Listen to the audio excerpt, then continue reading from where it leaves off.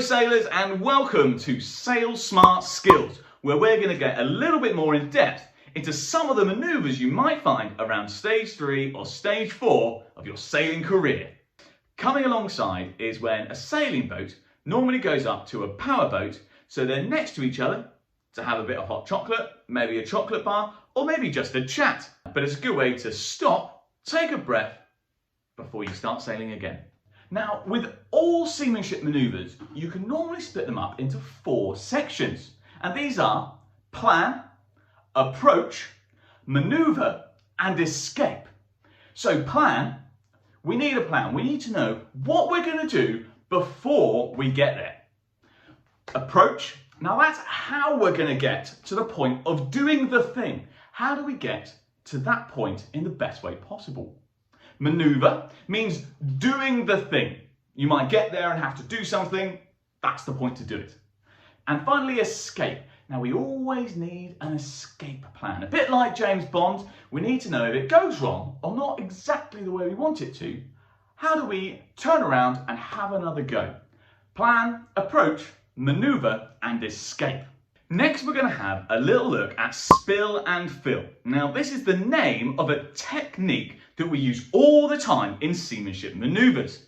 It's where we pull our sail in and let our sail out to control our speed so that we can approach things steadily and safely. Spill and fill. Now, I've got my boat and I've got the whiteboard back. So, if we've got the wind coming from the top of the board and we want to get to this point here, for this example, we're not going to have tide. I want to get to that point. Now, the way I'm going to do that is I'm going to approach on a close reach. Now, that's not right up against the wind and it's not sideways, it's in the middle. A bit like that. Now, on this point of sail, I can sail upwind, and if I need to go faster, I can pull in my sail a little bit. And if I need to go slower, I can let my sail out all the way so that it flaps, but I'm still pointing at where I want to go. Now, using this, spilling of the sails by letting it flap and filling of the sails by pulling them in, I can control my speed and approach whatever that thing is at the speed that I want to, which is probably going to be slow and controlled. Top tip on this technique is never stop. Go as slow as you can. As soon as you stop, you might find you start to slip sideways. And that way, we might actually miss what we're going for. Now, quite often in centres and clubs, this is going to be a rib. And ribs are fantastic for practicing this. Normally, because they've got an instructor in it that can help us, but also because they've got slightly bouncy sides. So if we do have a little bump or we get it a little bit wrong, we're going to bump and not crash. So this is what we're going to use as our moored boat, and we're going to pretend that it's on a mooring. And once again, we're going to sail up to that buoy, see if you can get it, on a close reach. Well done. So from downwind, we're going to start sailing up on a close reach. We're going to get a little bit closer, and we're going to need to start slowing down. But remember, when we're spilling and filling, we don't stop.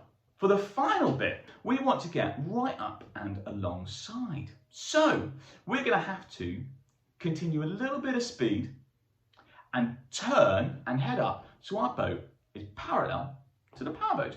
And as a general rule, I always aim to have my shrouds or my mast in a single-handed boat next to the steering wheel of the rib. Something like this. So the key points here: close reach, spill and fill, shroud next to steering wheel.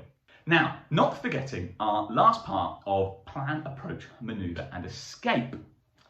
If we need to get out of this without crashing, in this position here, which is probably the closest we're going to get, we can bear away and sail off and have another go. If you get into trouble at any other point, you can do the same thing. Bear away and sail off, or if you get stuck at the beginning, bear away, sail off and start again. Well done, sailors. Now we're going to make it a little bit more complicated, and I'm going to add in some tide, which is going to be the blue arrow. So For this, the wind is coming from the top, like it was before, but there's also a little bit of tide that's making the water move from the top down to the bottom of the board. And if you've got this condition, which I would call wind with tide, both of them together, you don't have to change anything that you've done so far. You might have to change where you approach from if there's lots and lots of tide, but largely with a couple of goes, you should be able to get there. However, if I take the tide and we put the tide at the bottom here, so we've got the wind coming from the top and the tide pushing up from the bottom, we've got what we call wind over tide. And if we try and do the same manoeuvres in the same way, the tide is going to push us a bit too quickly. So we're going to change the manoeuvre, and you'll see that our boat has swung round and it's now got the back of the boat to the wind because the tide is pushing it in that direction. So we know how we start most of these things, and we start on a close reach. We're going to sail up so that we're to windward, which means closer to the wind, to windward of where we want to get to. Once we get there, we're going to go head to wind and we're going to drop our mainsail. Once we've dropped our mainsail, we're going to sail downwind towards the other boat. Remember, it's really good to practice this with a rib. In our plan, we would have decided which side of the rib we want to go. In this situation, I'm going to come to this side because they're so straight on, it doesn't really matter. Just like before, when we get close, we're going to need to start slowing down. So we can furl our jib is brilliant. If we can't do that, then we can take the stopper knots out the sheets and we can let that whole thing flap out the front of the boat. Or we can take the jib down. So the key points are close reach, mainsail down, and jib alongside.